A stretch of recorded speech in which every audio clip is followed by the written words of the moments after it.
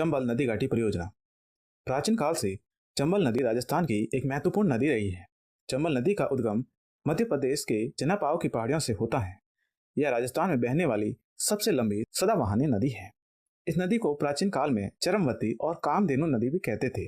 वर्षा काल में इस नदी में जल की मात्रा इतनी अधिक हो जाती है कि इसके मार्ग में आने वाले क्षेत्र में बाढ़ की स्थिति उत्पन्न हो जाती है।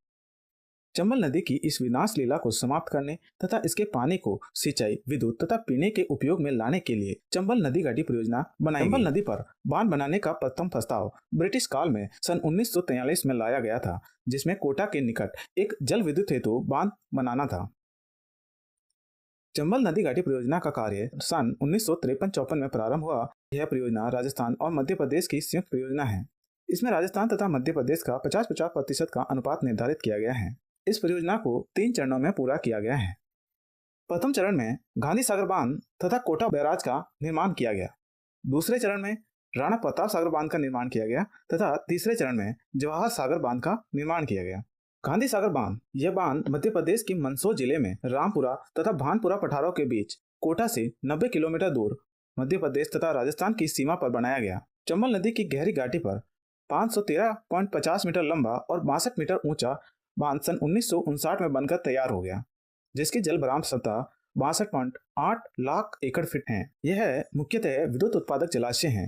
इस पर 23 मेगावाट के 4 जनरेटर और 27 मेगावाट का एक जनरेटर काम कर रहा है, जिसकी कुल विद्युत उत्पादन क्षमता 115 मेगावाट है। दोस्तों, प्रथम चरण में दूसरा बांध कोटा सिंचाई बांध या कोटा बैराज का निर्माण किया गया। कोटा सिंचाई बांध, इससे 14 लाख एकड़ भूमि पर सिंचाई होती है। यह बांध सन 1960 में बनकर तैयार हो गया। कोटा बैराज से 2 नहरें निकाली गई हैं।